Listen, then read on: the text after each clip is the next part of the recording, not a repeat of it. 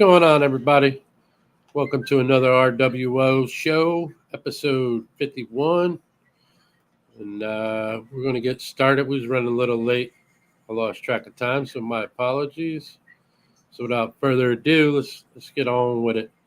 So let's bring out the one and only, the Godfather who kind of started this all out. We'll bring him out right now. Old LMK himself, old Ken. No, that's Stan. He's a good fella, I tell you. What's going on, brother? How you doing tonight, man? I'm doing pretty good. How about yourself? Yeah, beating the heat as always. All right. Keep pushing away, buddy. Yeah, man, we get it. Let's go over here and see what this guy's got. We'll pull out this guy. He's over there on the what West Coast. Old dead man himself, old Vance from Blue Zombie Morphs. What's going on, Vance? What are you guys doing? How you doing tonight, brother? Doing pretty good. Can't complain. Yeah. Hot. Hey. Like you over there. Yeah, if you complain, ain't nobody going to listen. You know what I'm saying? Yeah, you know what? I had a guy tell me that the other day, the FedEx driver, when he dropped off the cocoa. I was like, how's it going, man? He goes, you know what? Good. He goes, but if I was to complain, ain't nobody going to listen anyways. Yeah. Said, yes, sir. You are right.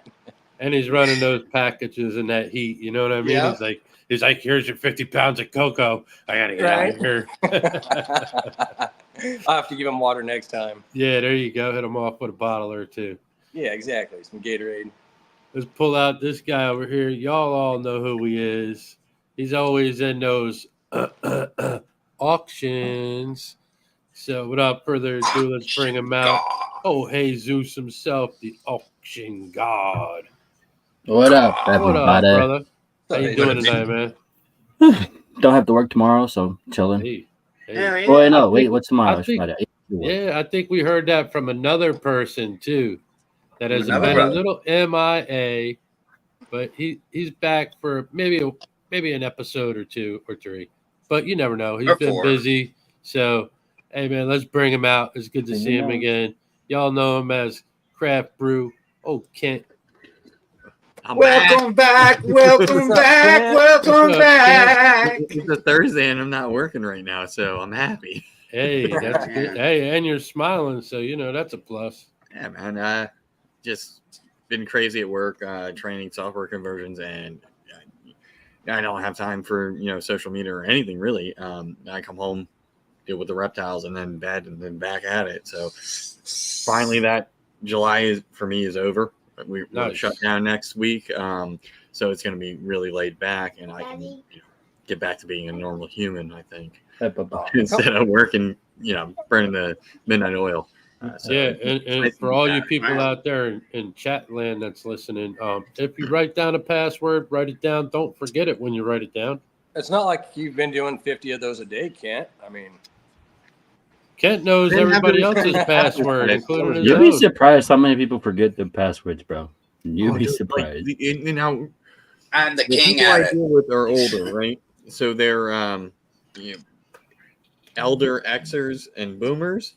So these people write down their passwords on Post-it notes that are stuck to their laptops, which is an IT no-no. But at the same time, how do you forget a password you just reset? You'd be surprised, man. Well, let's see who's in the chat right quick. You'd be surprised for sure. I know. Yeah. I mean, you can easily save it. I mean, what's up, people have Casey? phones.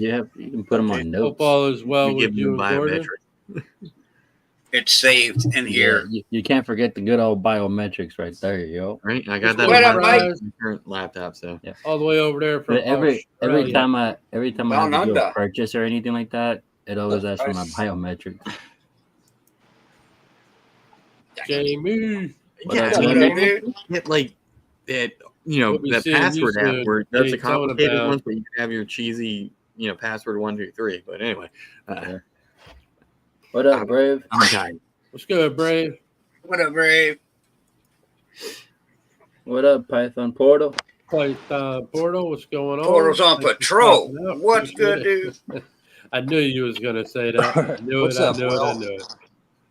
Hey, we got 20 people. Do I got to see Ken's pasty ass belly again? What up, Mission? Oh, what's going on, Adam? Not my channel. I can't do the shuffle. It's not my channel. Can't do it. Got something. Hold on a minute. Let me go over here to the tape. Hold on.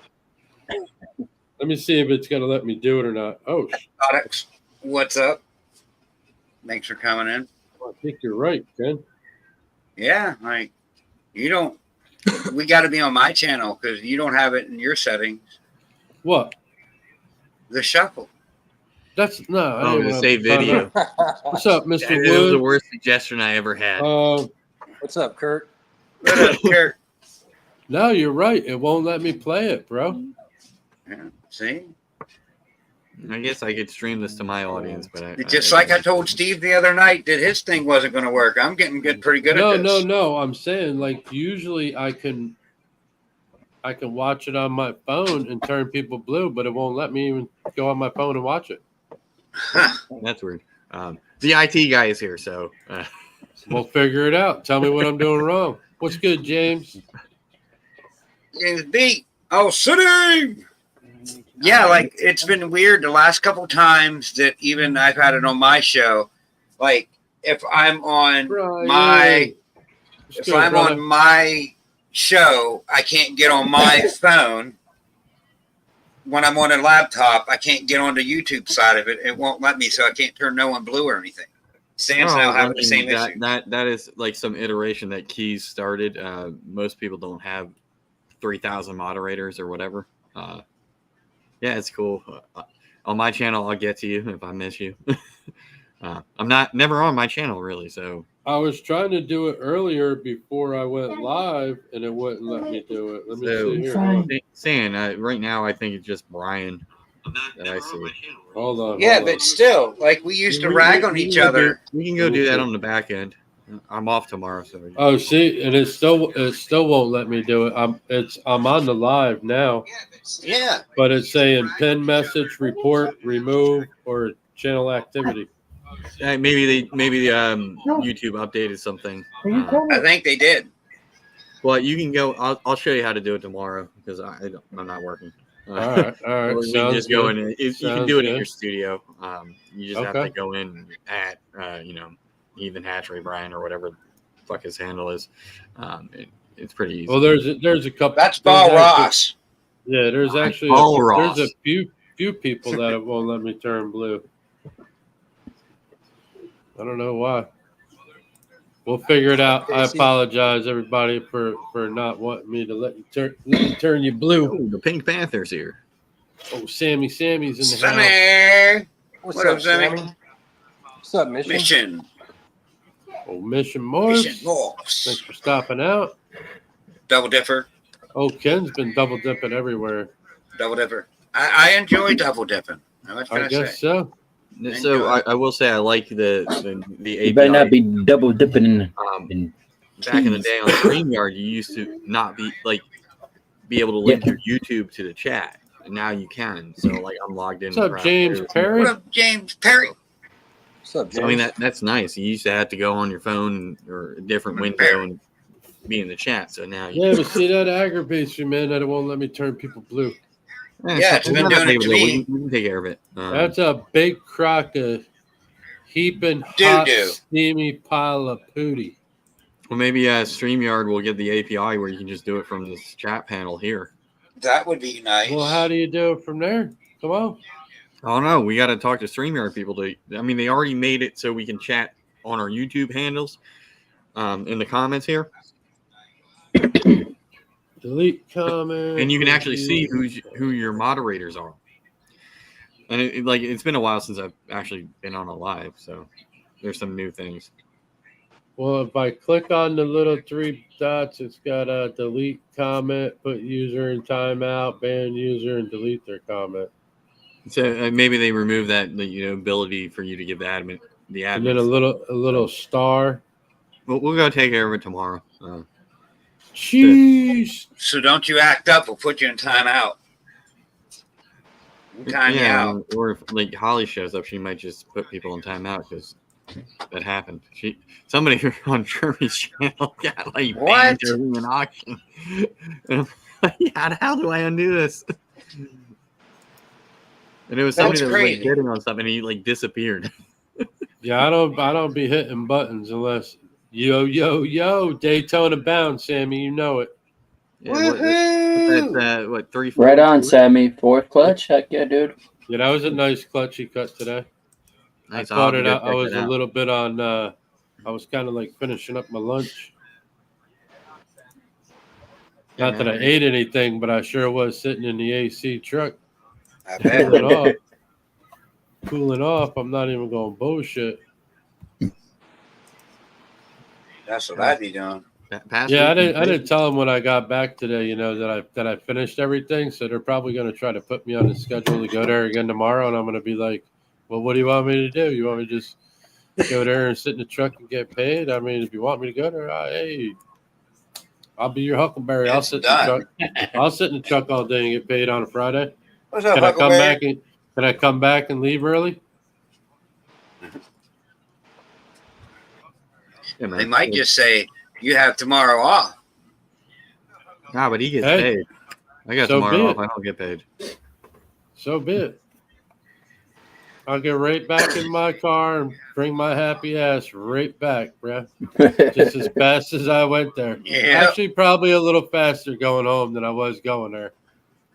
You know? Dude, the worst part I know I dread going into work sometimes. I'm just like, I work inside. I'm all right. Yeah. I don't mind what I do. It's just like some of the people are just like. What do you do for work? Okay. He just told I you am. he's an IT tech. I am the resident millennial where I work. So he's a resident password holder. No, I work for a housing authority and a development corporation. So we have 50-some properties across 2 counties. So I manage making sure that the people that we lease up, for affordable housing. Out. That's what's up. Thank you, Mission, for getting us out there. Appreciate it, Mission. Millennial here. So I wear a bunch of hats right now, and I'm complaining about it. Hopefully I get paid. But I think I proved that I can learn this software faster than anybody on staff. And yeah. Oh, okay. Yeah, so I'm the compliance officer, database administrator, IT liaison, website developer, whatever. Hopefully they eventually pay me and promote me to a role. That's for you, Jesus. You see that? Yeah, I see it. I didn't want to interrupt him.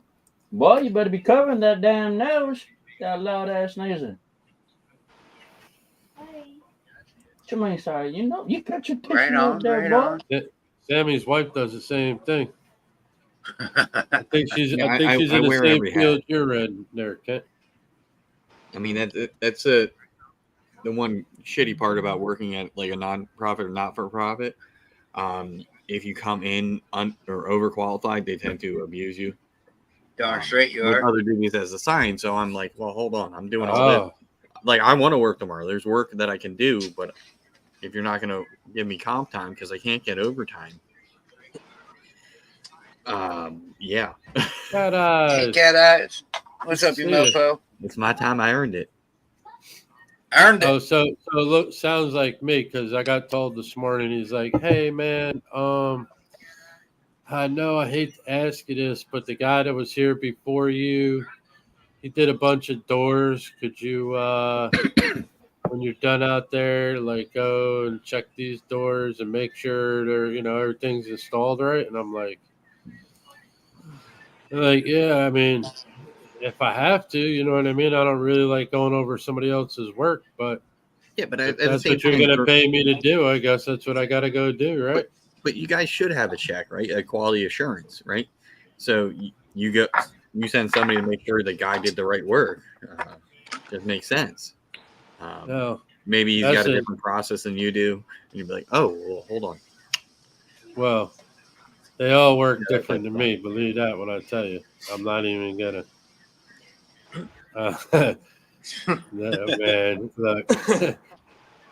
I don't think there's one person there that's got a quarter of the experience I got. I'll put it to you like that. Yeah. After listening to them all, and I'm like, okay, all right. I mean, there's one guy there. He's been there a little over a year, bro. He doesn't even know how to install. He's just like, I'm just a helper. Oh, Wow. He plays that card? I'm just a helper, huh? All right. Sometimes you just got to be the helper because that's and no joke, he is just a helper because when he's done, I got to go over what he did and then go, oh, nope, this is in the wrong spot.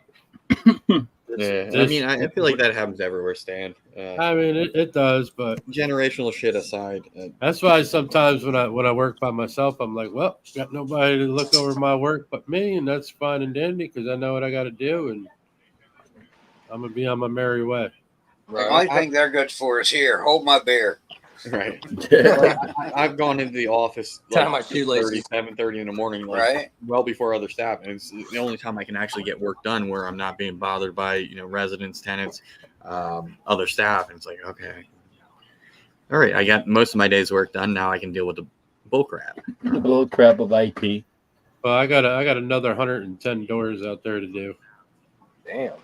Dang. But maybe you ain't going home tomorrow. Oh no. The problem is it's a slow project.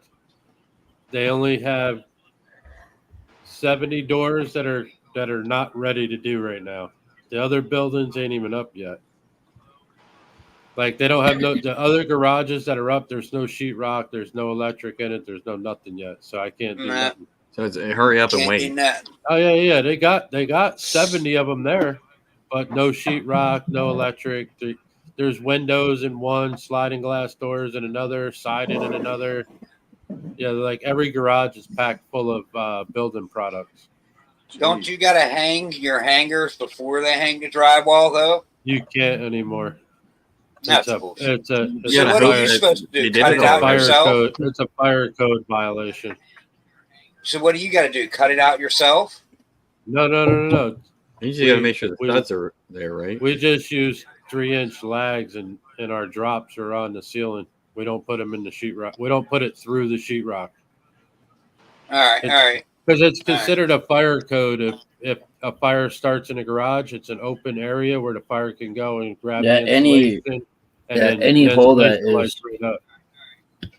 you make inside any building. Now, don't get me wrong. I've seen houses. Sorry, Jesus. Yeah, fill fire cock. I mean, don't get me wrong. I've seen houses that are, in the 50s, 60s that are, man, you look at it, you're like, wow, okay. Like there's no sheetrock or there's sheetrock. You don't even know where they're mounted. So I just cut it off at the sheetrock with a grinder and mount new ones on there. I want to make sure mine's secure. I want to make sure that door ain't coming down on somebody's car.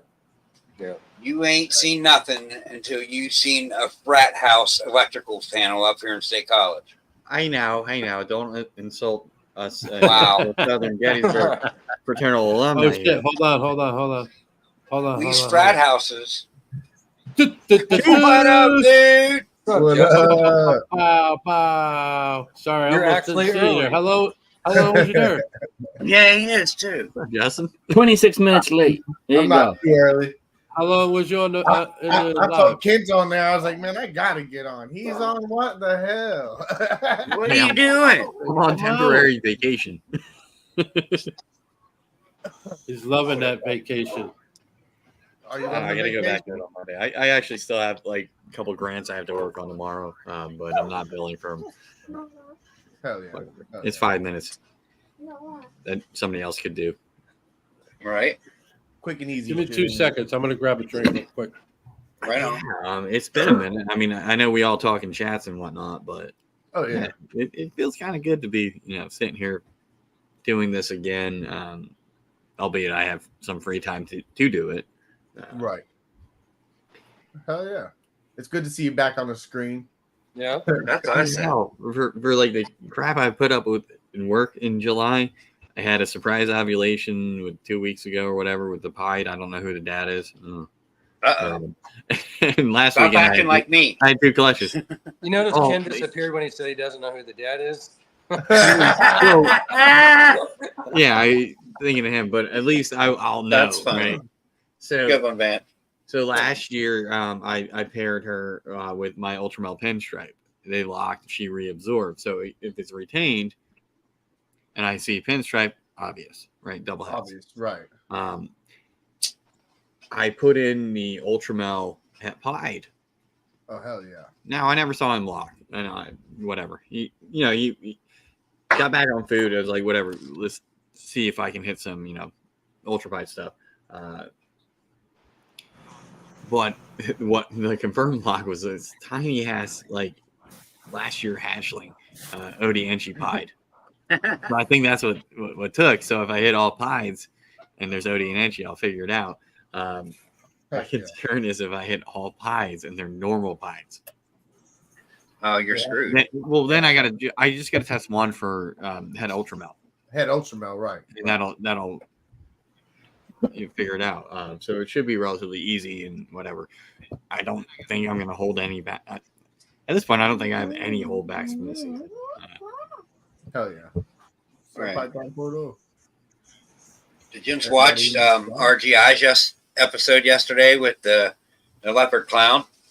No, I got so much freaking catch up to do on watching. So stuff. I'm not understanding that. Are they just saying that there's a lot of leopards out there with clown and people don't know, or no? They're saying that these weirder, barely different leopard clowns that look reduced are either puzzle or het puzzle. Wouldn't you have to have something related to puzzle in your freaking collection to even have that remotely be a From what he said is Justin Kabelka is the one that basically found this out. He sold a leopard, just a straight leopard clown.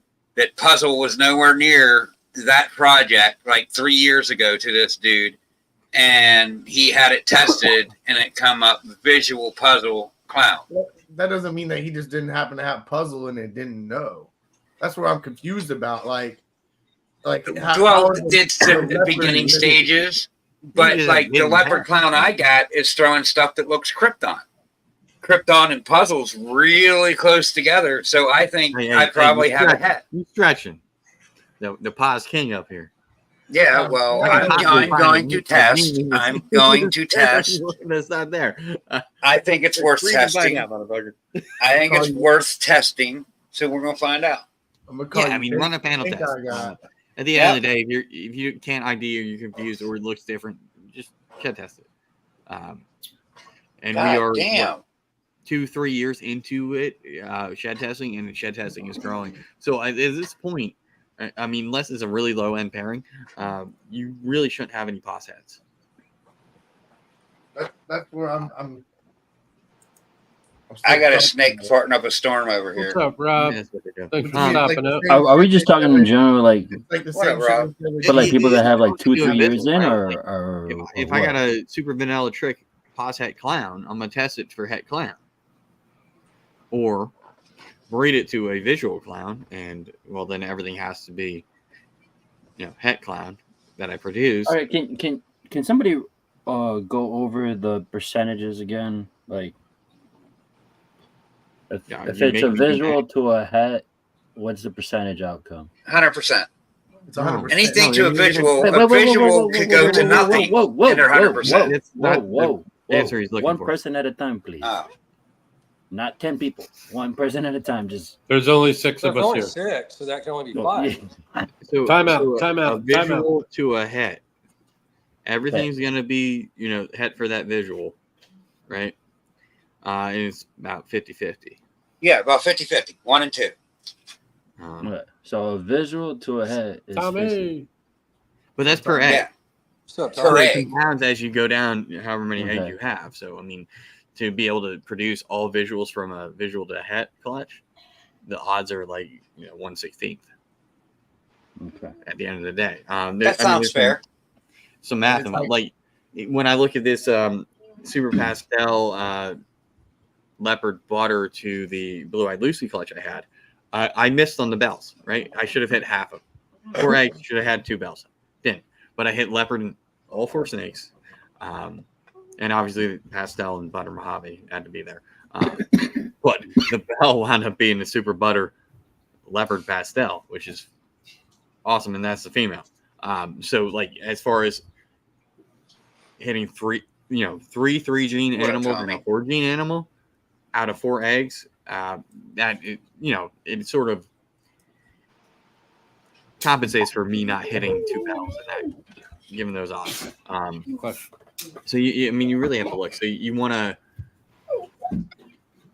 increase your chances. So visual to visual, obviously you're going to get all visuals. So yeah. Doing No, I was just wondering. Your odds are right. You can hit visuals, and you're going to get hets, but you're also going to get pause hets. So where I'm at right now is I'm taking the visual, let's say visual ultramel het pied, and a visual pied het ultramel. So the worst thing I can hit is going to be a double het. No shed testing involved. Now I do have some tertiary hets that are, pause hets are currently in some of these things. So like I have a pastel hypocloud pause het pied. I'm going to test it for het pied. So I know. Then I can test my female holdbacks, things like that for pied, because I know it has to be, double het. But I can also pair it to a visual pied and get triple hets. So, that's sort of how I'm looking at it. How do I increase my odds of producing, recessive projects? But yeah, I think, with shed testing being what it is, $50 a pop, if you are working higher end stuff, you almost have to just build it in. Right. And we have to as a community.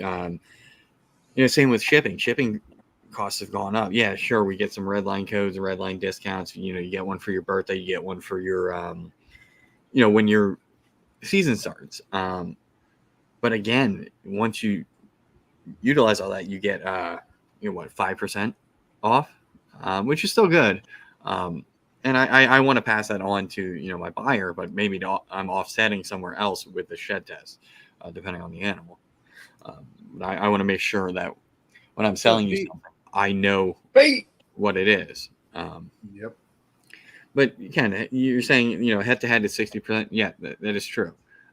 Yeah, but that's not the it's probability. 1 in 4 basically what it leaves out to breeding. Right. But at the same time, you could have, let's say you have 4 66% heads. They could be 4 100% heads. What head is that? What head is that? So we get caught up on the 66% het thing, where it's like, oh, this is going to prove. No. But there is no rhyme or reason to it. Because because like you said, yeah, we could hear you. I lost visual and audio. Yeah, you were frozen for a minute. We could hear you. Compare a het to het every year. For the 30 years those snakes or whatever, they're going to be alive and never produce a visual from that pairing. It's possible. But it's still not going to negate the fact that they are both 100% het for that recessive. The reason I asked on the het to visuals and stuff like that, because I have the snakes that are coming from Evan from Right On Reptiles, and 2 are pastel pied het ultramels, and the other one is ultramel het pied. And I have a boy who's an ultramel het pied.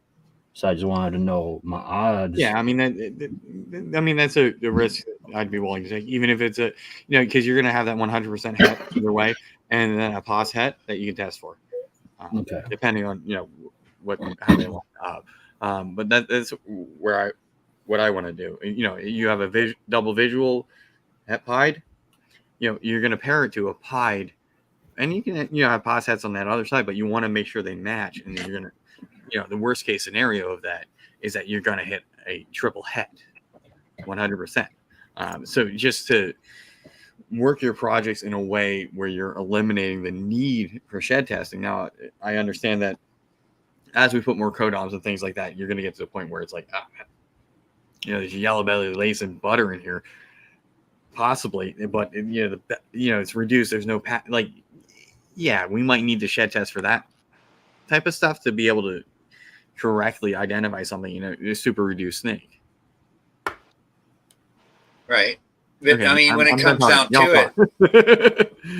comes down to it, these odds are like so up in the air, because you said you missed the odds on your bell. You only hit 1 and you were supposed to hit 2. Well, look at that highway clutch. There was 12 eggs. I hit 8 out of 12 highways when I was only supposed to hit 6.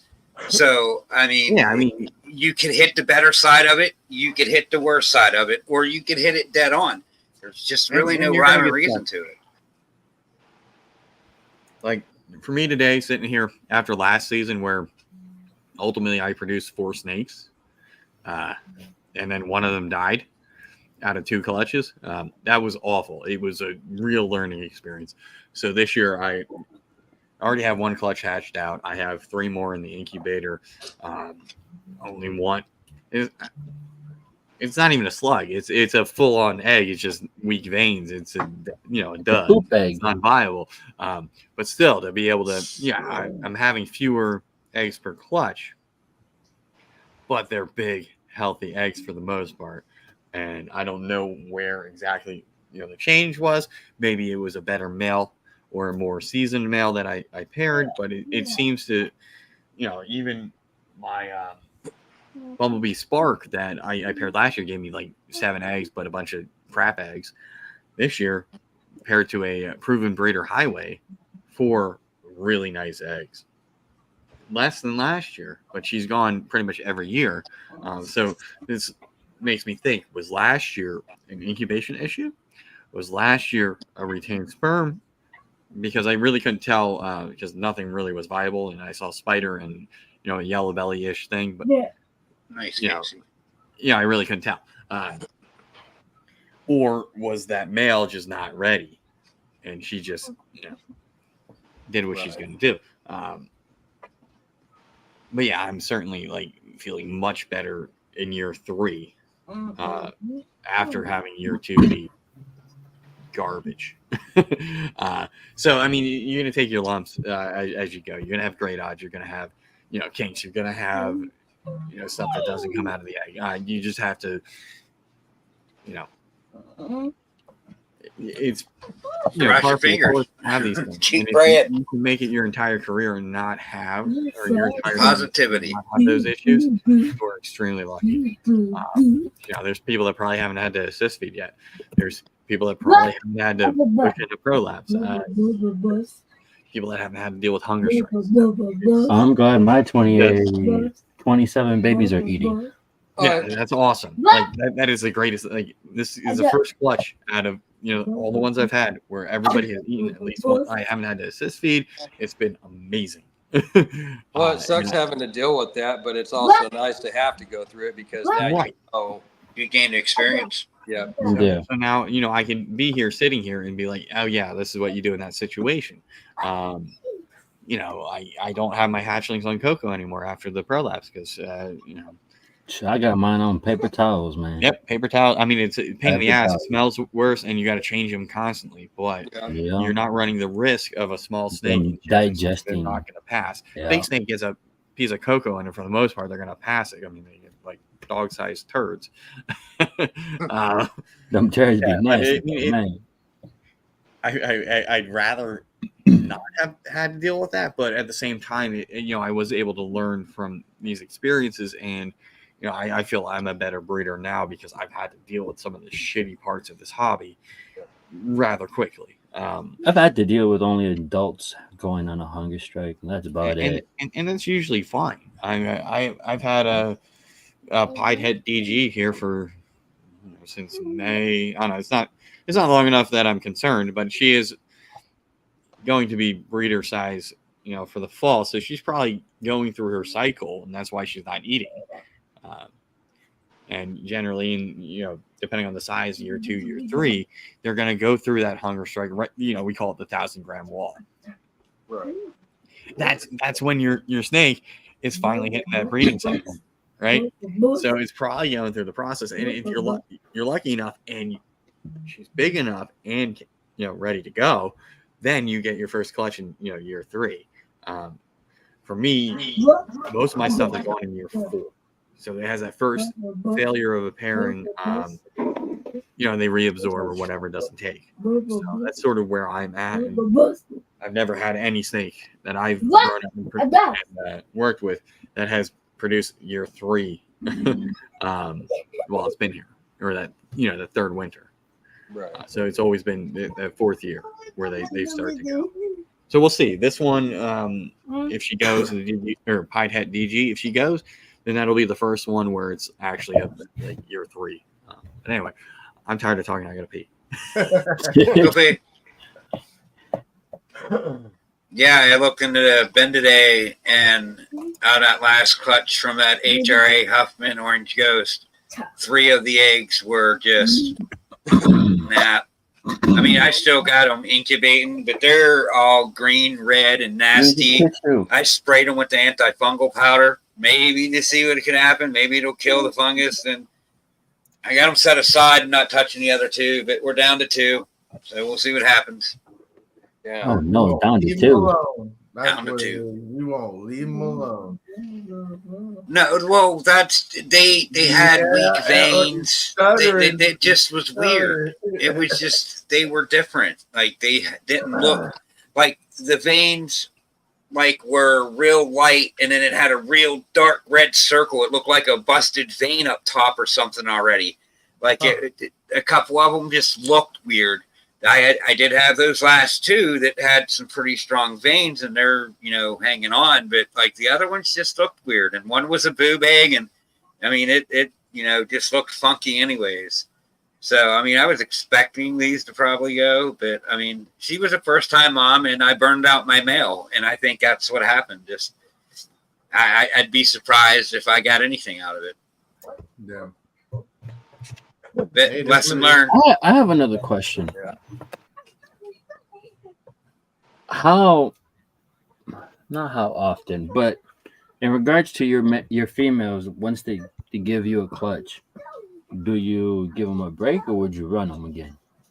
I give mine off like for at least 4 months. I give them 4 months like off before I start breeding them again. I mean, this clutch before last that I had, I mean, she laid last October. I didn't breed her to January, and she just laid in June. So she built that fast. I mean, like, it could happen real fast if you just got the right shit, I guess.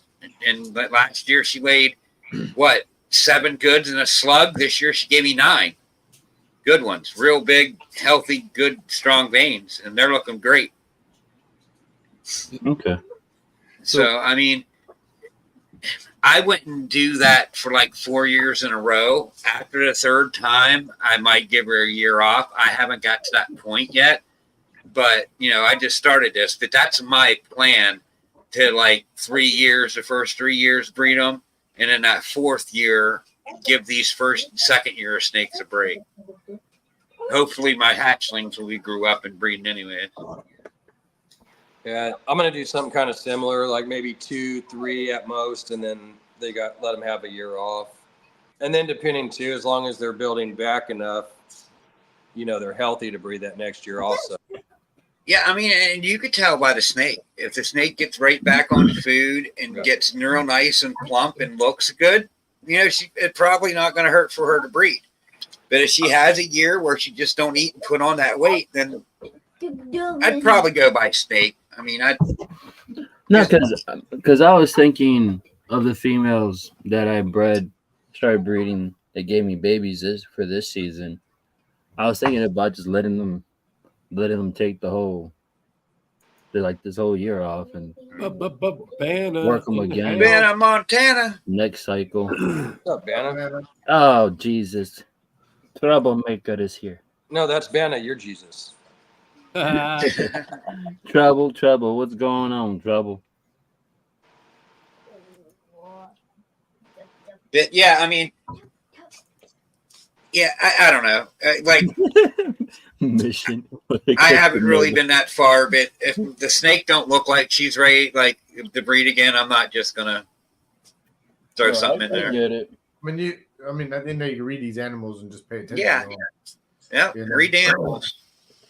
I mean, if you spend enough time with your collection, you spend enough time with these animals, you can very well read them and know when they are and are not ready. Well, no, I get that. I'm just wondering if it would put too much strain on the animal, because they went through one cycle already. Now if I put them again through another cycle, so I'm just like, do I do it or I give them a break? Do you think in the wild that there's someone there to cut them off? I mean, I'm gonna do my. I can say 6 months is what I give it right now. You know, but these are all first time breeders and second time breeders that I'm using. Now, if they were continuously older ones, then like I have one female in here that's a 15-year-old snake. This is her first clutch, and I'm waiting on her to lay. When she lays it, I won't breed her again probably for another year and a half. Right. That's smart because she's older. I would do the Just same. because she's older, you know, I'm not gonna put her through all that. Already, it looks like it's a lot for her dealing with this, you know. And just because I could watch her, I've been with this snake since it was a baby. I grew up with this snake, and it was my buddies. And when I got in a hobby, I went over there and he gave her to me, you know. And I watched this snake grow up from nothing to now. So it's definitely like hard.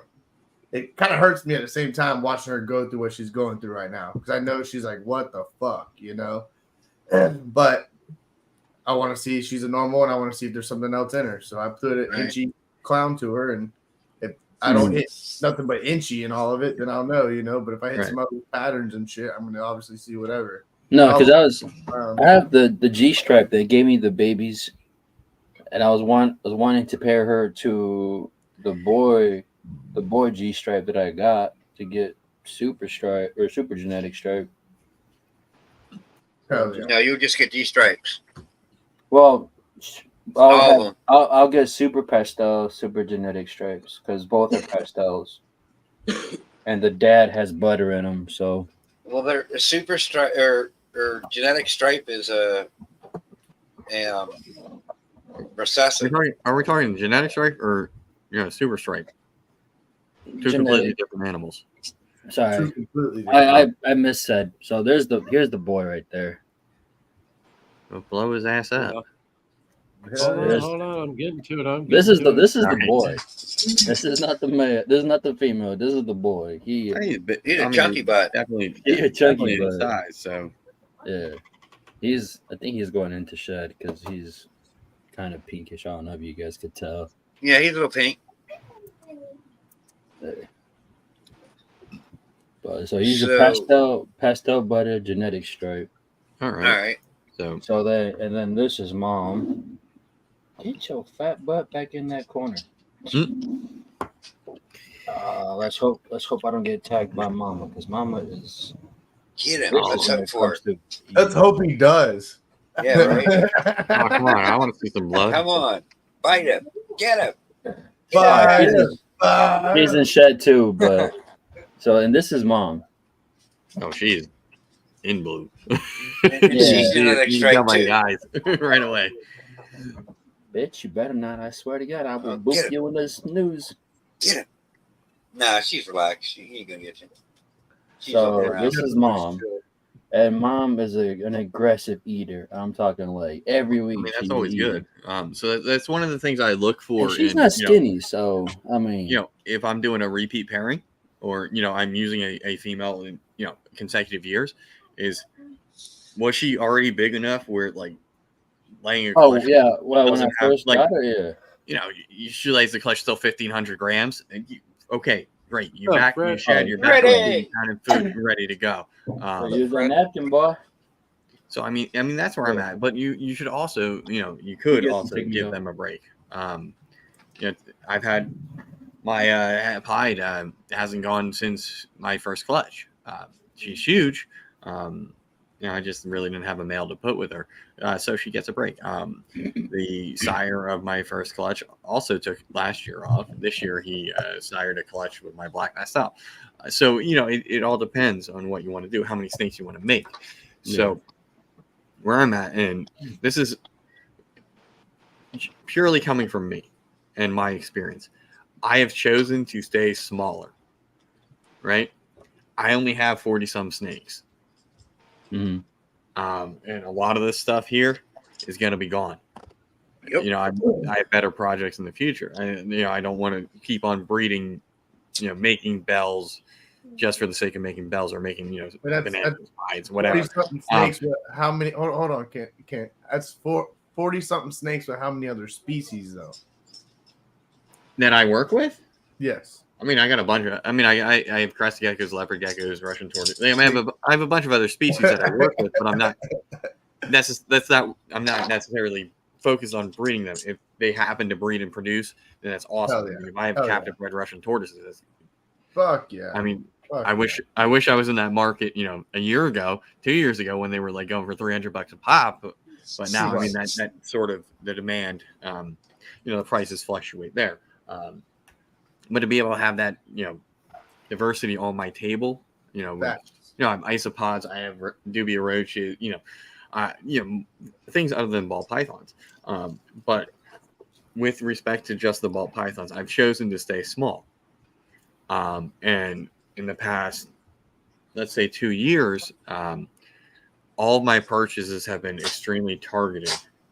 So I'm getting a male that is a banger, right? Double visual, codon visual, het, pos het, like that sort of thing. And I'm buying breeder females.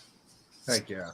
So, I'm staying small, right? Because I want to keep this manageable. I don't want to be producing. I mean, it's the most popular reptile in, the hobby, right? We are producing these things like crazy.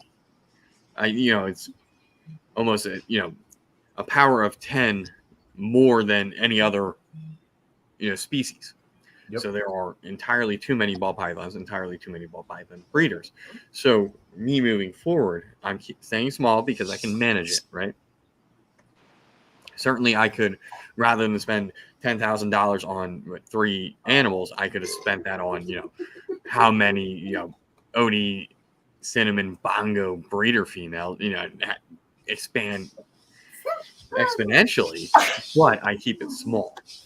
Because I can control what I produce. So this year, for me, it's a huge year. 4 or 5 clutches. I mean, that's more than double what I've done in the past. And I have the space for it. But I also realized that I had to move these animals. Yep. Are these things going to become unintentional holdbacks? Yep. I have 2 pastels that are from last year. Both males, couldn't move them. They weren't ready at the shows I vended, and you're not going to sell them on Morph Market, which is like what, a $30 snake with $100 shipping? No. So it's being cognizant of that sort of thing. Do you have a wholesale guy over there? Have you tried to get a wholesale guy? Where you can just Nobody wants them. Nobody wants Dookie snakes. Even at a wholesale, I'll give them away at this point. At this point, I've lost any semblance of a return on investment on these animals. That's kind of how I am. I got a pet store. At least I know I can go to and be like, "Yo, bro, here you go." Yeah, I got 3 of them. And I'm sure if I put in the effort, like on Facebook or Craigslist or wherever, and just like tried to find somebody local to take them for $20, I'm sure I could. But at the same time, me putting in that time and effort also takes away from that return on investment, right? So if I'm going to spend 40 hours trying to sell the snake for $20, it's not worth it to me. So they'll be on my table at the Lehigh Valley show with the clutch that I just hatched out. Hopefully, I mean, unfortunately, there's 5 males having 6 snakes. But maybe that price point of $20, somebody will buy it as a pet there. Yeah, and it's just easier. It's not cost me any more to feed them. I'm producing ASFs like crazy. So, I just, for me, moving forward, keeping it small, I can manage it. I can feed it. I'm not, oh my God, I got to, order from Rodent Pro or find, feeders. I produce them. So, my costs right now, aside from like electricity and that stuff, are just is rodent food. Right. So, it's entirely manageable. I'm overproducing rodents. So when I keep it small, I keep it manageable. If I choose to get out, there's I forget what you want to buy me out entirely right now. If I need to get out, it's probably a reasonable number. Yeah, 40 snakes is reasonable compared to like 140 or something. But you have people that haven't had their first freaking clutch and they have 100 snakes. Like they right. They have no clue what's coming. Right. So okay, now you got 10 clutches. That's a lot of work. Oh, hell yeah. Oh, yeah. And, felt that against me. That was against me, wasn't it? I'm kind of. I did 5 of my mentors when I started, and when he had to move, and I can tell you doing those 5 by myself, and that was a good number of snakes. Come the end of it, I was like, I get it. It was eye opening for me because I'm already at 100 myself. So when I was right. I mean, you do have the space. I also don't want to lose my living room. I got to take a leak. So Right. I want to keep it like I'm a nano breeder, if you want to call it that, hobbyist. But I do have, next couple of years are going to be stupid for the potential production that I can have, and it's I'm focusing on my holdbacks. So what's going to be available when I let go is going to be stuff that I don't want, or I already have, better, like I can afford to let it go. Right. And there's certain projects like with the blackhead leopard DG Pied stuff. I could hit all males. I'm probably not gonna, it's gonna be a slow release because, just looking at now, I understand that bigger breeders are gonna have that stuff probably in their collection already. But for the people at slightly above me, below me, I don't want them. I don't want that stuff getting out too quickly. If I'm producing blackhead leopard DGs at pies, I want to sort of manage that flow on that project because from what I've gathered, there aren't many people sort of working that. And the guy that was working it, where I got snakes from, he has since gotten out. So he's no longer working that project. Like I know where his animals went. So some of them are here. Well, if you get any, you could just send them this way. I won't tell anybody they're yours. Yeah, you can send a snake up here. At the same time, if I do have things that I don't want necessarily making it out to the world quite yet. But, I have other breeders that I'm friends with that I work with that are local to me where it's like, okay, I could, here, you take this, I'll take that, and we'll, sort of combine forces and get well ahead. Kind of like Nathan's doing with the Bang project. Like when he sells a Bang, he's got like 20 more that are better than that. And that's how you should do these projects when you're, on the cutting edge. And most of us aren't, right? But there are certain projects where we can get there, where you have like working a double recessive project and you add a couple codons that nobody else is adding or thought to add. Then you can really get yourself ahead. So if you theoretically would be the next one to produce something like a Pompeii, why would you sell all those offspring right away? You'd want to work that project at least 3 more years, have better stuff in your racks, and then you can start releasing this stuff. If you look at the stuff Levance posts, right? He's not telling you the whole story. You see an awesome snake, but you don't know the ingredients. And his price is usually inquire. Right. So, I mean, you all will get to a point where this hobby starts to look more and more like a business. Oh, it is. Right? It is. Look at White Fang or White Feather from Tuesday on the Let Me Know show. Sorry, I didn't watch. That guy has a couple genes that are just different. But for me, would I rather have 1, 2, 3 projects where I'm the guy that you get it from, or have my hands in every pot? So, and that's really what I'm looking at, to sort of look at my collection, look at what I have. Where is the most logical path for me moving forward? And I love Ultramel. It's not a project that I'm really heavily invested in. Invested in Ultramel Pied, sure, but not base Ultramel, right? I don't have a single gene Ultramel breeder female. Now I could get one, and I probably will. Because I'm bringing in Bongo and some other things that I know are going to work well in just base gene Ultramel. Right. That I like that T positive albino stuff. So where am I going to be successful? I think everybody's working Hypo Clown. I can do it in 3 years with a bunch of codobs, and now I'm with everybody else, right? Clown Pied, I'm not there. Ultramel Clown, I'm not there. But I do have a pastel acid double het Clown Pied. So if my pastel hypo clown proves to be het pied, that is a pairing I will do. And double het sucks, right? But theoretically, the only thing I would have to test for would be pastel. Right. The offspring. but the reward there is to hit that double visual acid pastel clown pied het hypo. Now we're cooking with gas. So I mean, it's sort of where you have to develop a roadmap and see where, if I'm going to spend money today, can I recoup it this season? So my recommendation, if possible, is to buy those breeder females. Right. Because kind of what I ready to did go. kind of is I started out big, and what my goal was is I knew I'm going to need space for these babies, you know. So what I did is I kind of started out with 100, right? So pretty much what I did is I started out 100. Now I'm gonna start doing pairings. Now a lot of these babies I'm gonna have are holdbacks, but these babies I'm gonna keep are a lot of the males are holdbacks, and they're gonna place a lot of the males that I have already.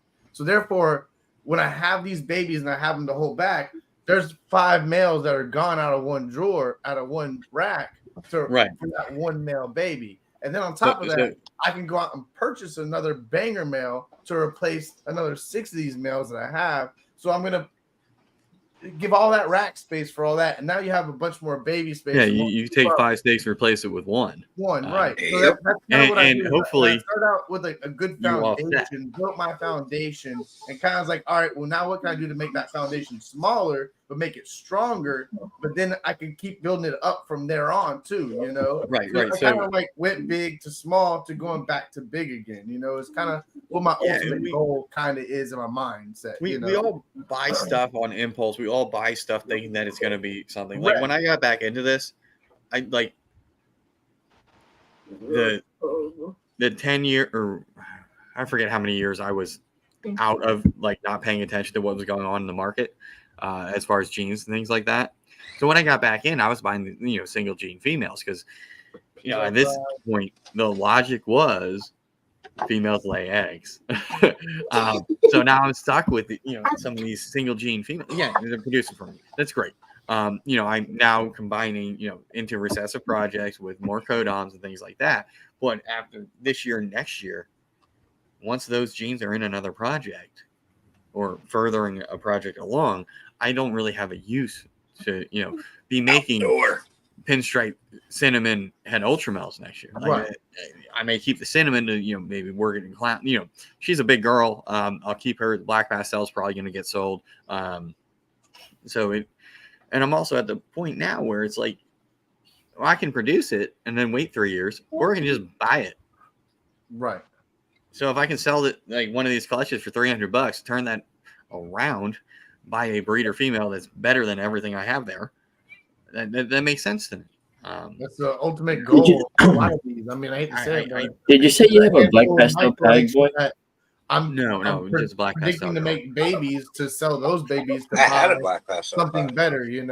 That's the whole point, is making your army better and making it stronger. Right. You want to. You got to get to the point where you're breeding for yourself. Now, and I touch on it because I vended one show, but I will be vending more shows in the future. And I got ARS displays. I have, I learned from that experience, and I can't just have one bad show.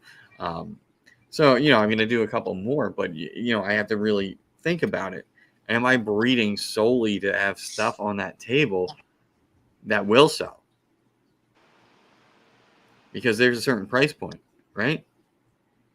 I need to be, am I making stuff that I don't necessarily want personally, so I can fill up these displays, go to a show and sell you a pied or a banana or, a bell? Or can I have one clutch where I net 10 grand? Correct. Like, it's sort of like, who do I want to sell to? And, with my size, if I'm wasting rack space, incubator space on, bells that sell, pieds, just single gene pieds with some codons, things like that, that's sort of taking away from other things.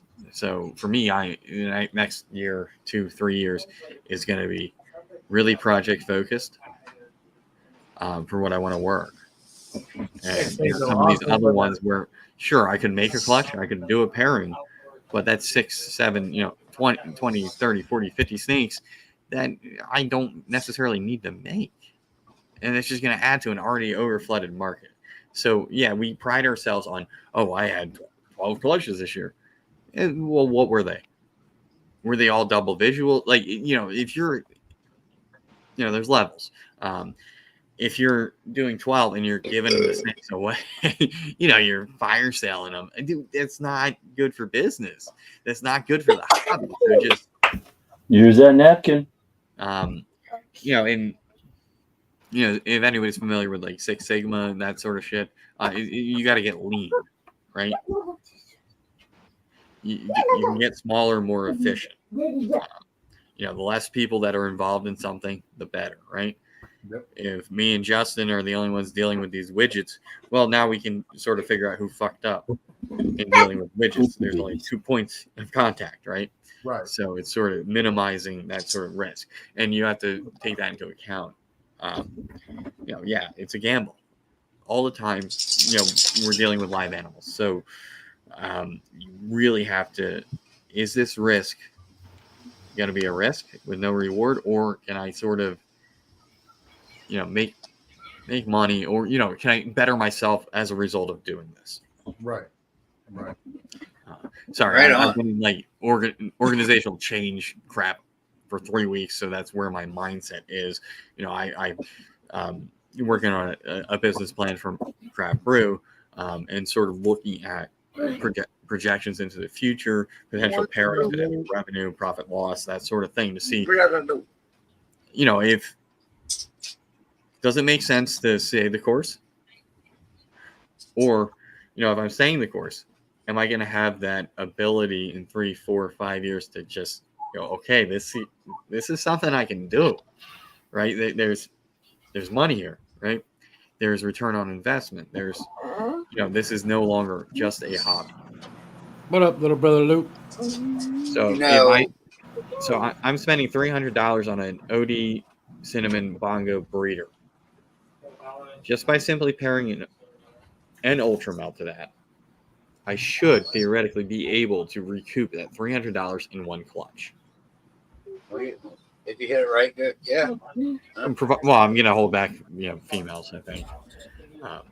Because I do need some ultra melt stuff to further that project. But that's sort of how I'm looking. I know I play guitar, I talk music stuff all the time. I play golf. What up, Luke? With all those hobbies, there is a certain level of when you invest that you do see a return. You spend $1,000 on a Martin guitar, that thing is going to sound better in those hands than your cheap $300 guitar. There's more, like with these higher price snakes, like say you make $10,000 off a clutch. You could, like, there's more of a, how can I say it? I'm trying to think of words to say it. Like more of like it's harder. There's more of a competition with that snake. You know what I'm saying? Because there's not many out there, and people have them priced at a certain number. And if you go out there below their number, then they're gonna get pissed. There's so many other problems with that situation. But at the end of the day, it's supply and demand, right? It is supply and demand, and that's how I am. I'm a business person. If you're selling it for 50 and it sits on your table, I sell it for 45 and I'm sold out. Hey, is what it is. That's how I feel about it. That's how I feel about it. But also, what I'm saying is, not a lot of people also have a lot of money to just go spend $4,000 on a snake or $3,000 on a snake. So there's a lot of ups and downs with that too, especially because I have some high price shit too, And I've sat back and thought about a lot of realization with those and the other marketing involved, and there's a lot of probabilities between it both. There's a lot of pros and cons between it both. So I will say this: there are certain projects where right now, for about $1,200, you can get 3 double visual males with codons. Yeah, and that is probably going to be better than most of the males you have in your collection right now. So now you have that foundation, and now you can get. Okay, we're gonna get a clown female breeder. We're gonna get. You see where I'm going? Yeah. And I understand. People have budgets. People have. Money is an issue, but in this day and age, it's a buyer's market right now. So now is the time to invest, and maybe we all get lean for the next couple of years. Let the market settle, let the economy, everybody's economy recover, not just Every time you say get lean, man, you got me off. I'm like, wait a minute. He wants me to go I get might some need lean. to get some lean. take your Slim Fast. But Keep saying we get can lean. grow ourselves by doing less, lean. right? It's a market correction, and if we have people that are breeding, we missed Ken because he's been talking the whole show, so we're gonna let him keep it's been a rocking. while, and you guys Gotta go. Just let him go. I know. I'm enjoying in this. a while. He's ready to let some shit off the chest. Let him speak. He has build up. He has build up, guys. He has build up. It's been a few months.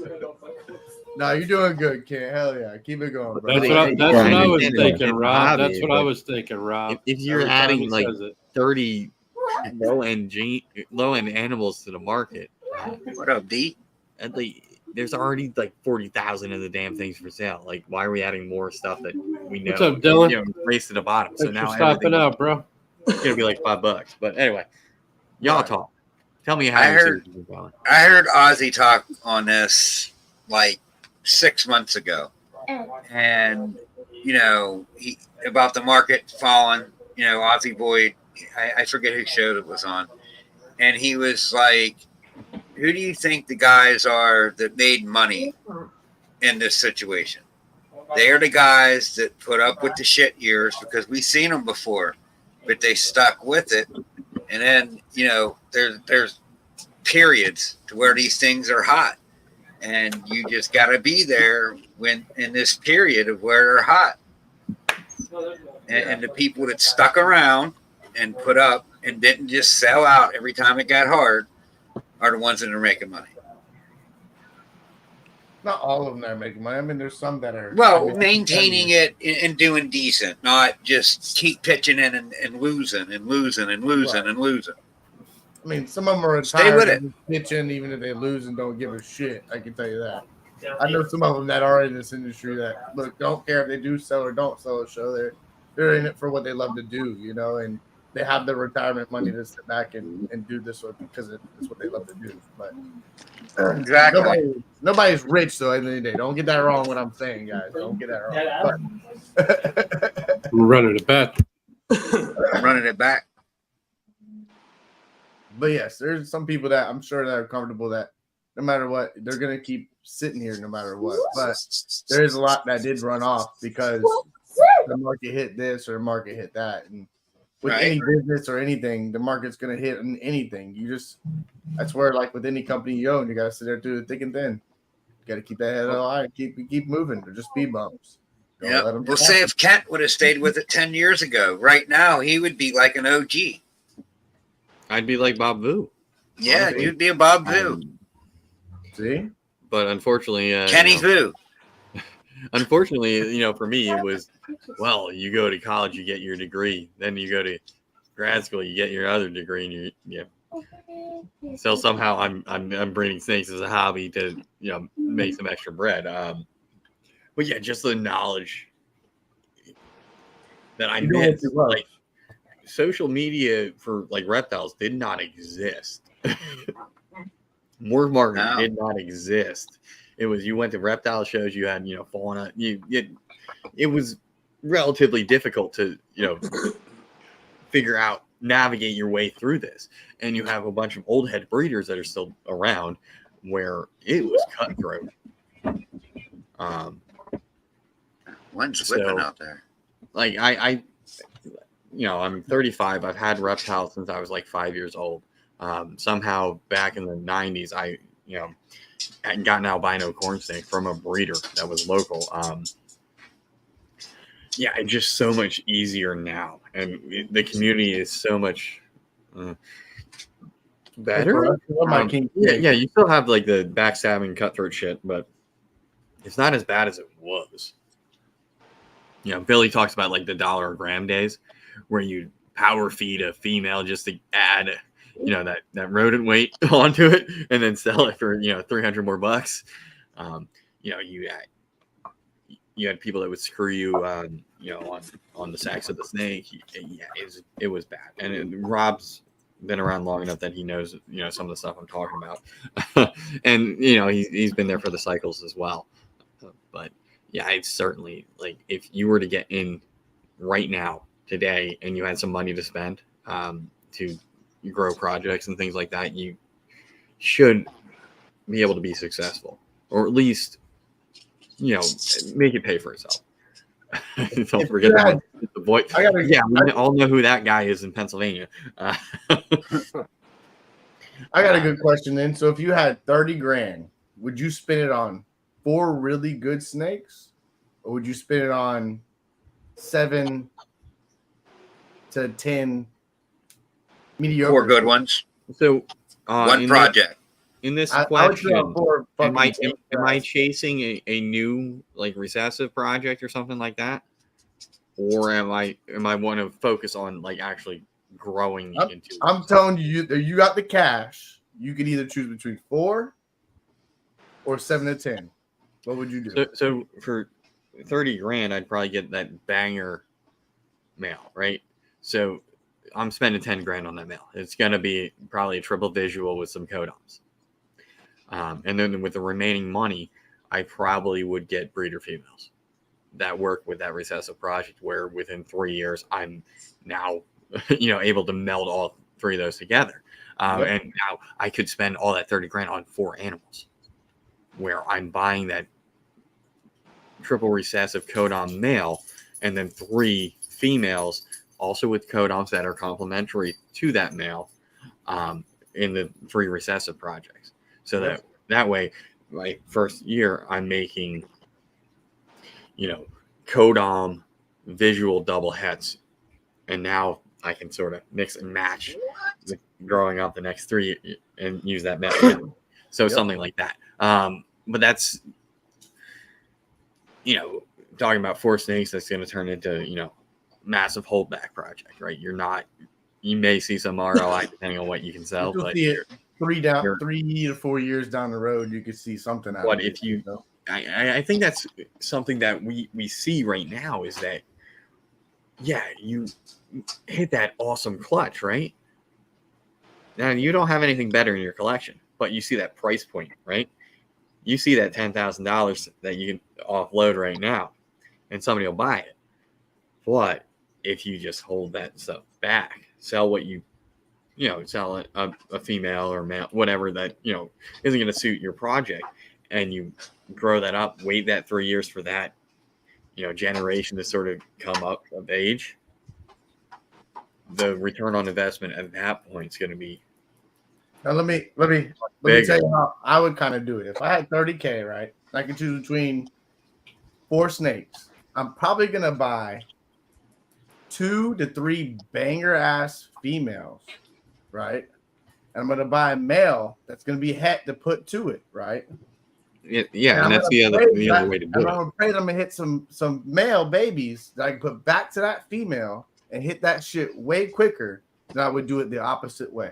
Right, and that's sort of the 2 competing ideologies on how to do things, right? And we it all depends who you talk to and what they're looking at and where they're at. I mean, certainly, we can put it into practice maybe in a decade or so. 30 grand to drop, and just for science purposes, we're going to do this to see how much money we make off of this. Who wants to donate some money for this project? Let's try this out.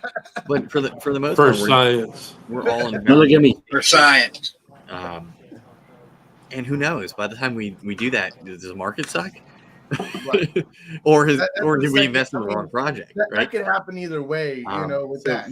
So that's the coin flip you're playing, regardless of the matter of fact. So I mean, you have to ultimately mitigate risk, right? Right. If you're going to spend money on something, you want to see at least it pay for itself, and that's with anything.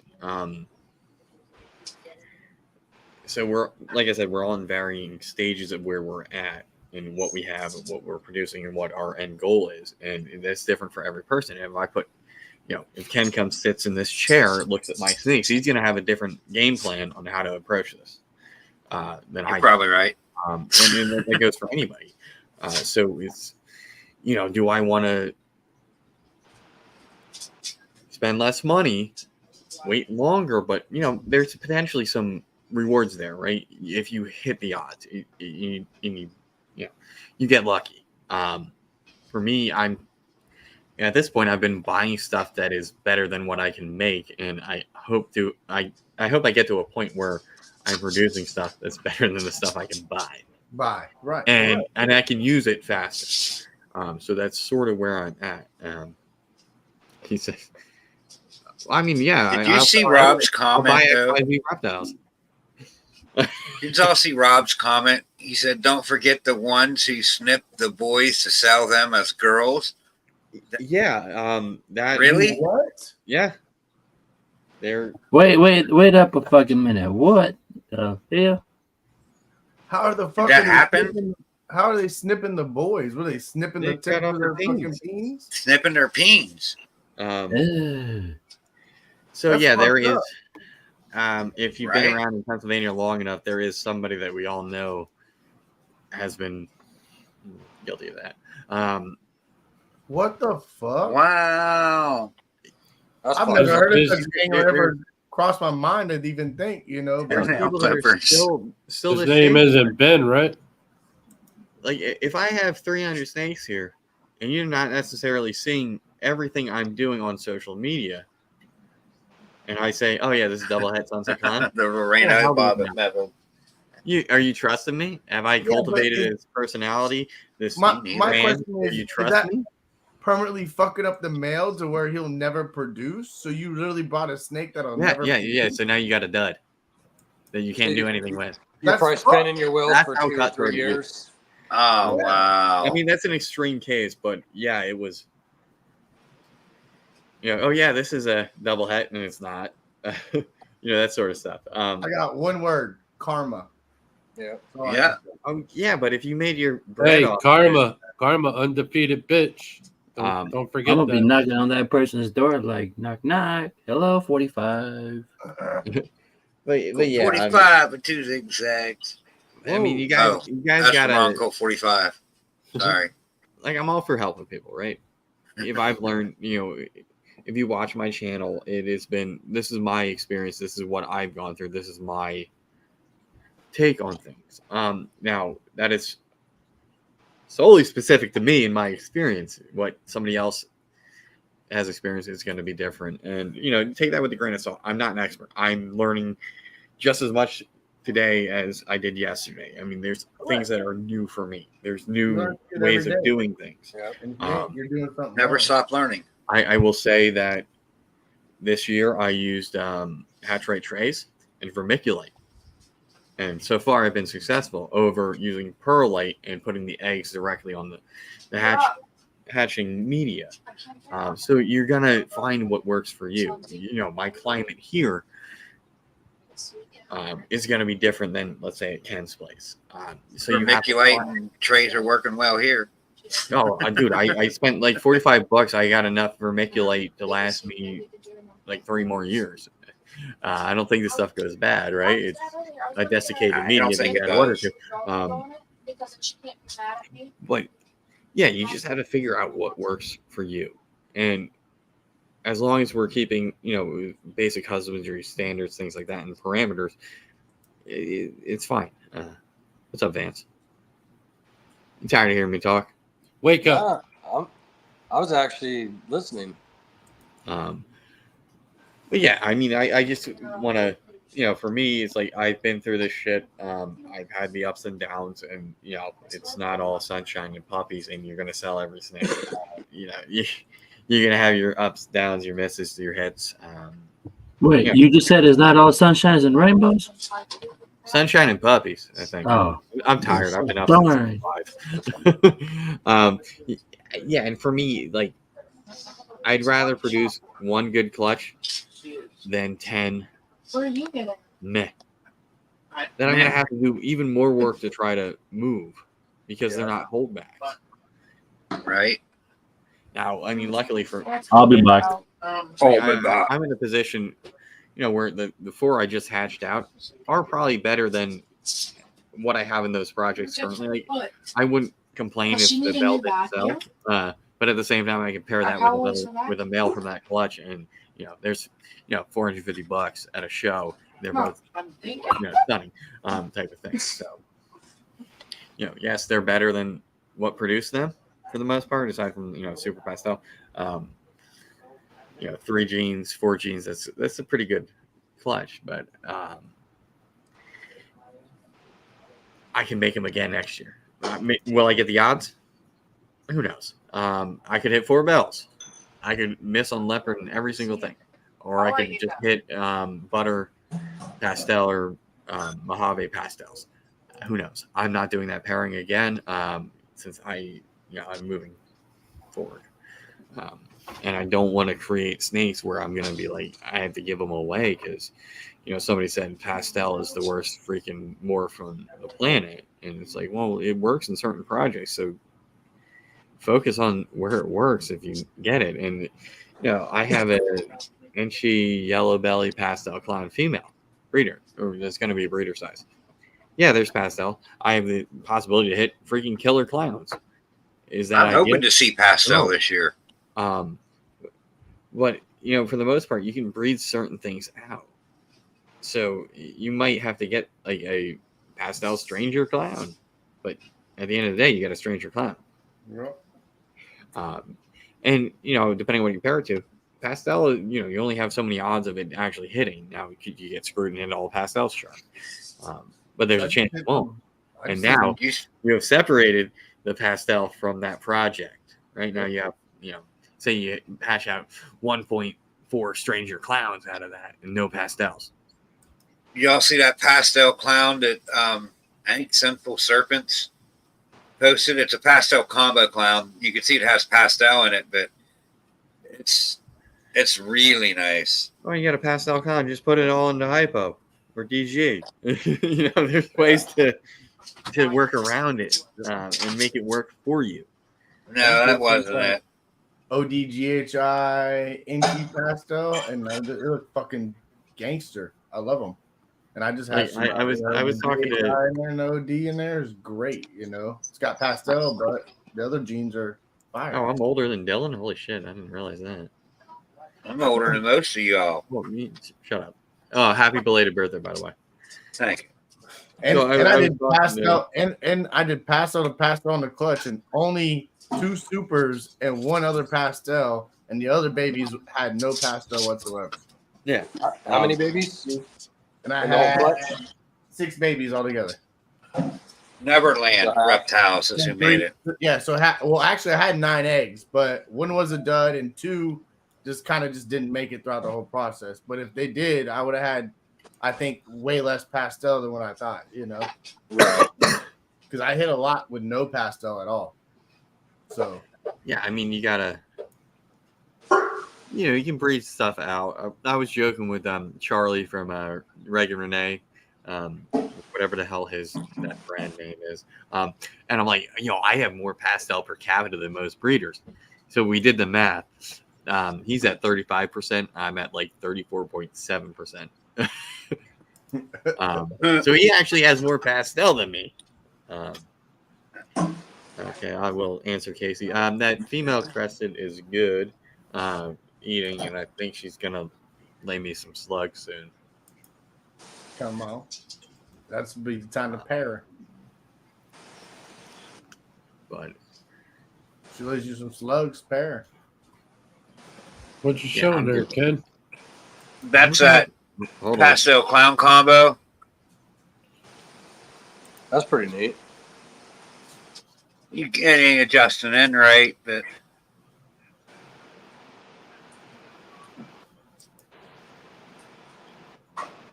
no.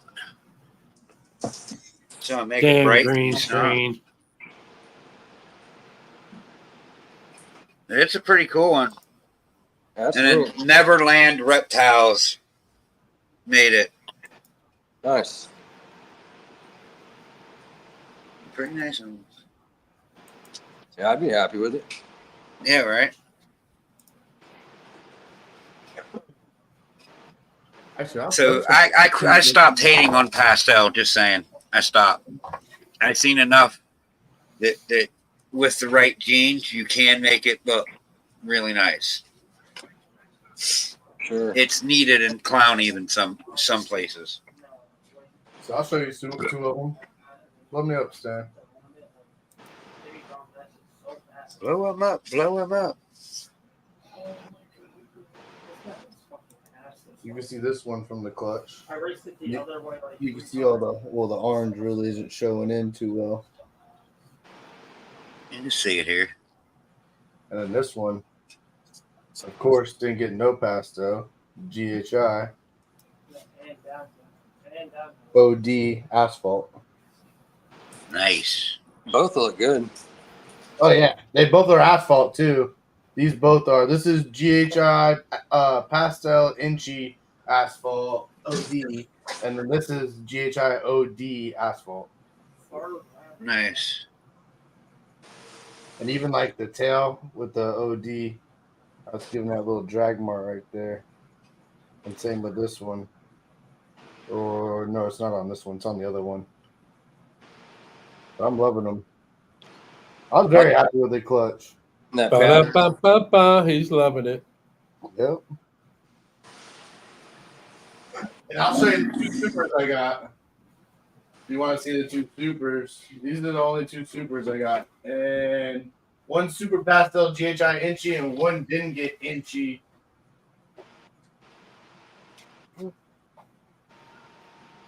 As you can see. Oh.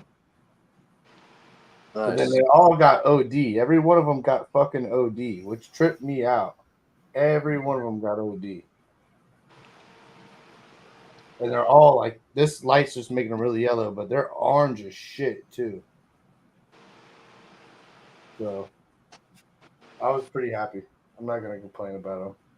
No, I wouldn't. It's like the 1.1 I got from KG, the shit. I think it's the triple head, I think Ultramel, Pied, and either Hypo or Clown. But they're both pastel. Hell yeah. So I'm curious. I want to see what those will look like with the pastel in there. Plus, like some banana, orange, dream, yellow belly down the line. Yep. Which I hit only the two supers were yellow bellies and all the other ones. So only my supers were yellow bellies and all the other ones were asphalt. And I had Keys kind of look at them, and Keys is like, bro, that's guaranteed yellow belly, that's guaranteed asphalt. So we kind of like went back and forth with them, and that's what we kind of figured out. It was only the supers came out to be yellow belly, and all the rest came out to be asphalt. So I can't complain about that either. All right. I'm very happy with the clutch. I'm going to keep the first two I showed you guys back, and they're both males.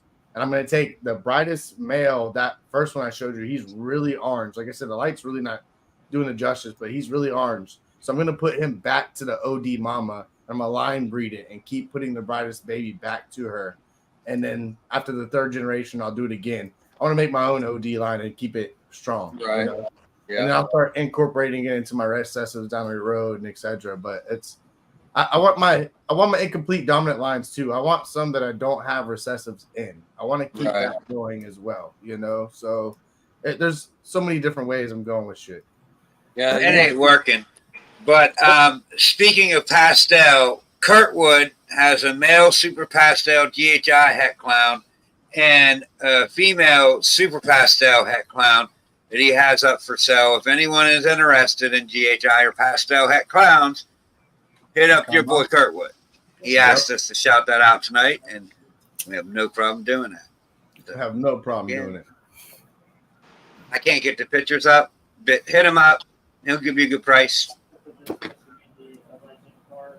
He'll send you a box of turtle wax. He's got plenty of it for that bald head. They look to be at least juvenile. They're not babies, I don't think. They look pretty big. At least 200-300 grams. They're not like no little dinky ones. They're not hatchlings, I should say. Hell yeah. Yeah, my supers, I think, are going to end up going to the pet store down the road. Right. I'm not going to try to sit there and do all the extra activity to get rid of them. I just figured they're gonna be hard sellers regardless. Heck, I'm bringing them highways to Daytona with me. I'm handing them out. They're gifts. They're presents. Oh, you're handing out highways? Yep, handing out highways. Are they het clown? They're 50% het clown, 50% het ultramel. Oh, so 50%.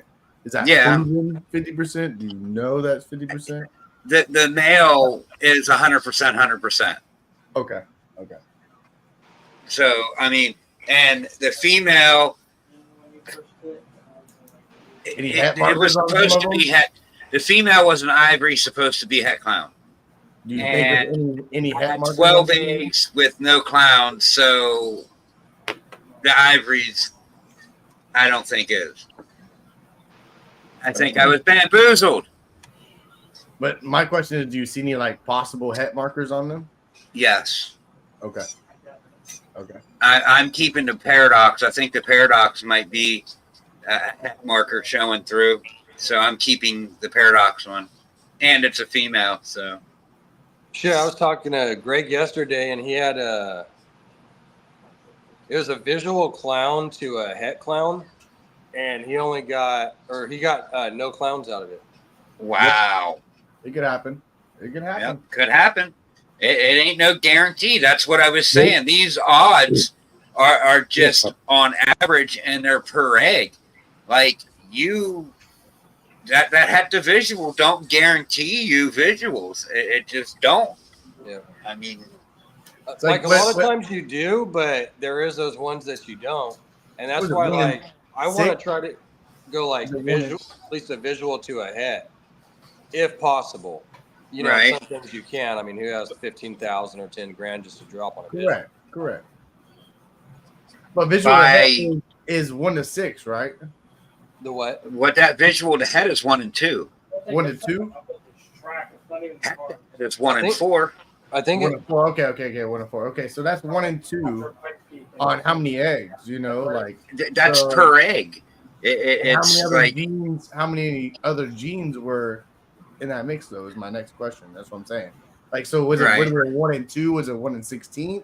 1 and 32? And then he just didn't get that possibility, you know? Like, what was he running on that probability? Well, still, your averages are going to be 50% per egg of hitting that combination. Really? Yeah.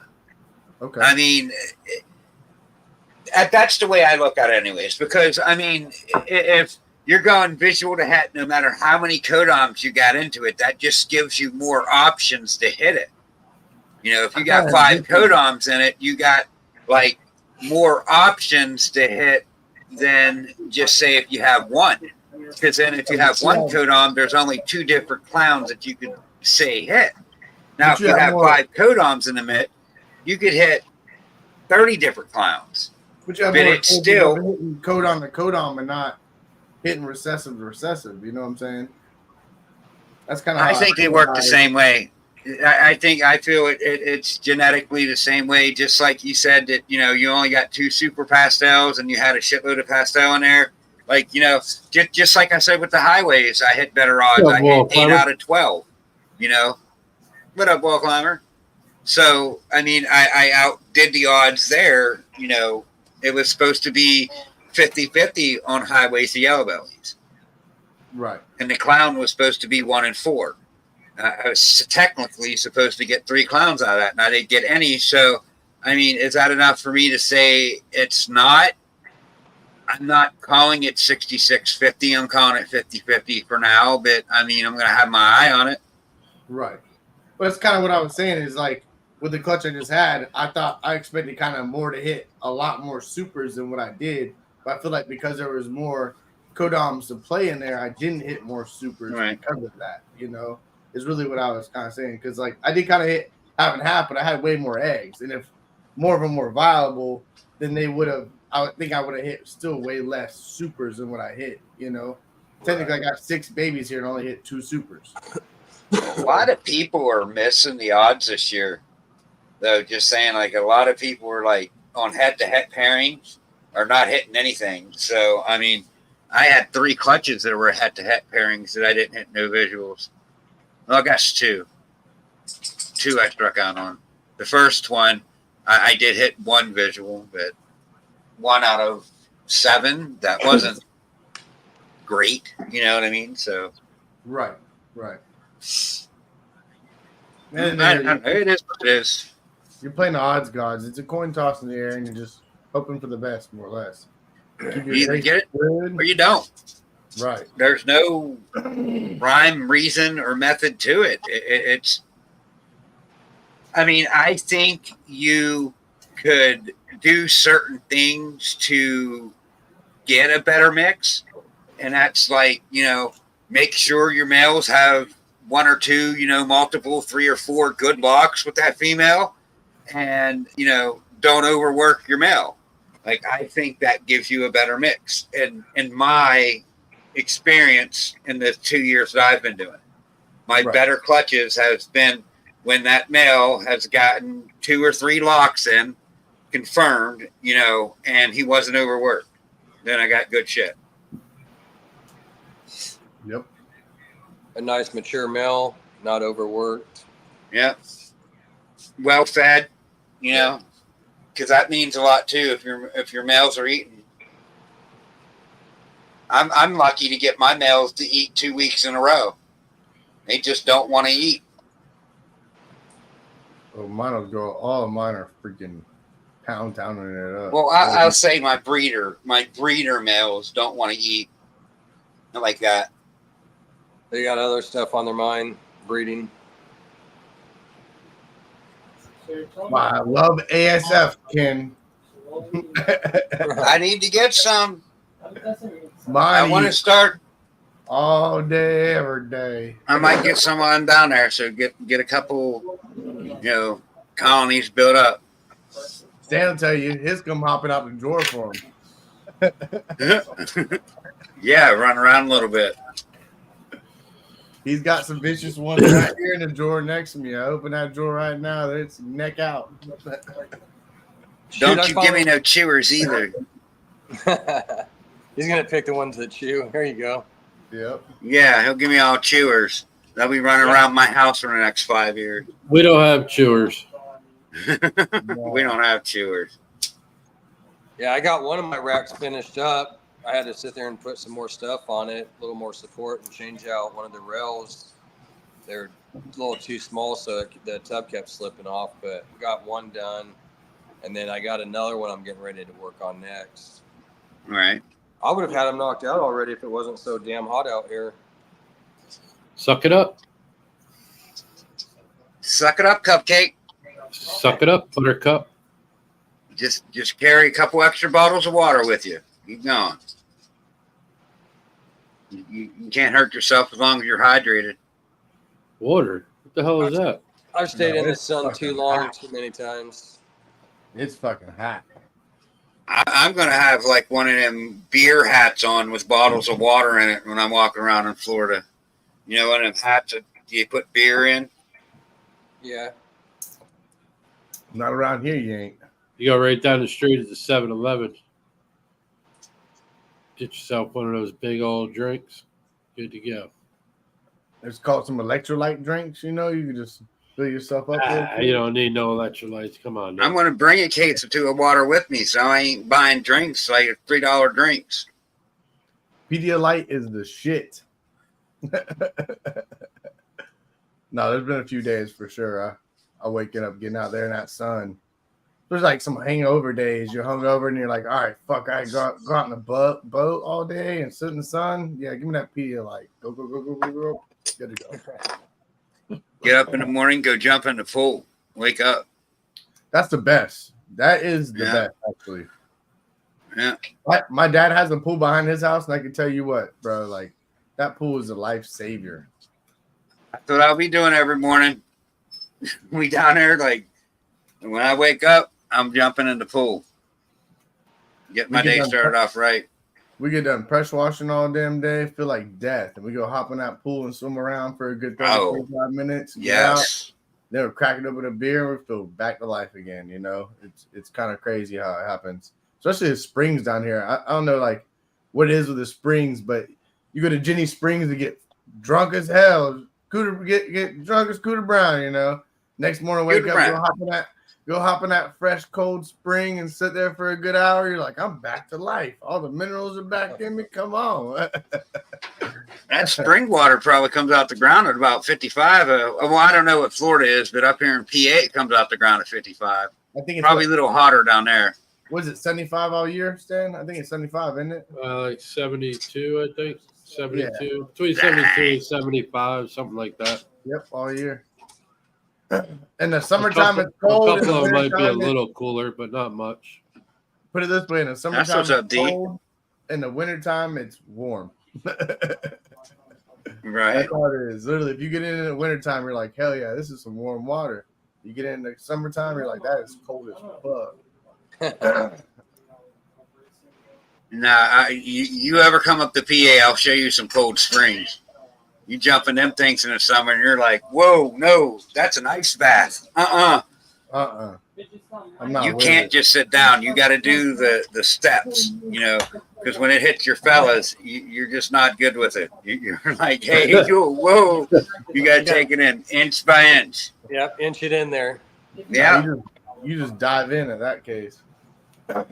You do that, you're going to pop up out regretting it, because I'm telling you, that spring feels like ice water.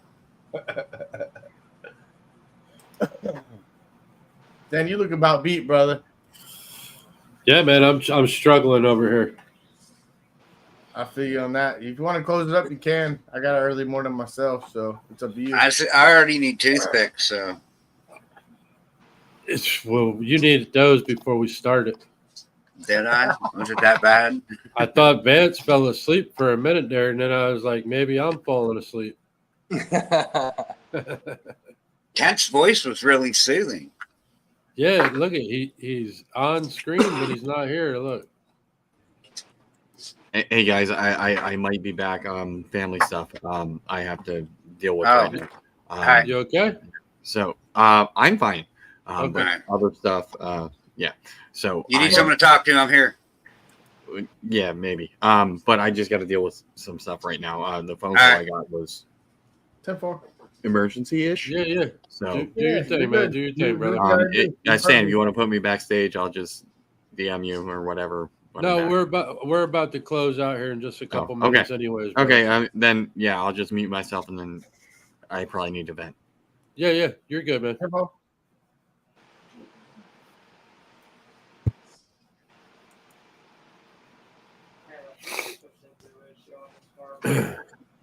That weather beating you up, Stan?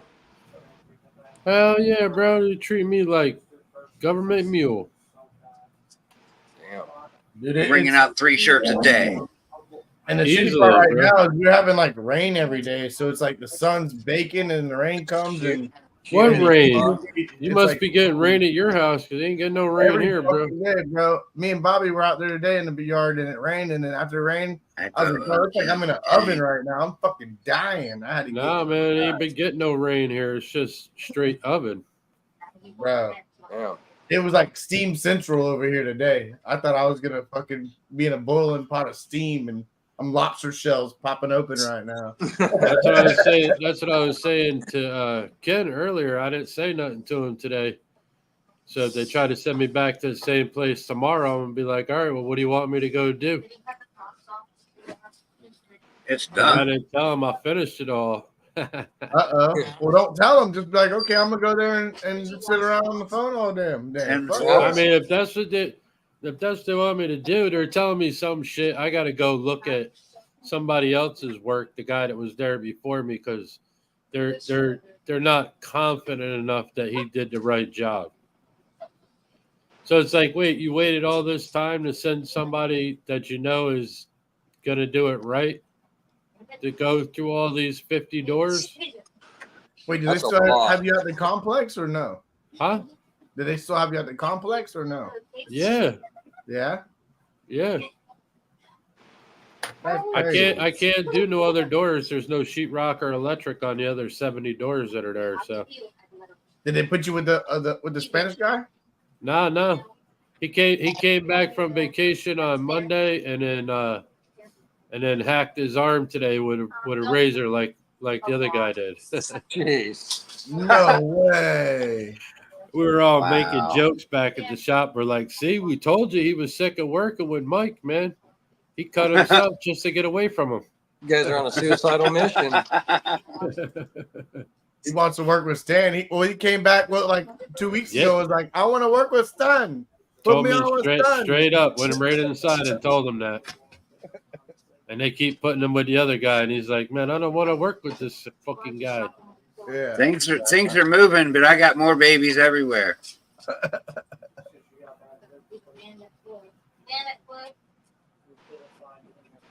Hell yeah. When you get on IG, just hit me up, Wall Climber.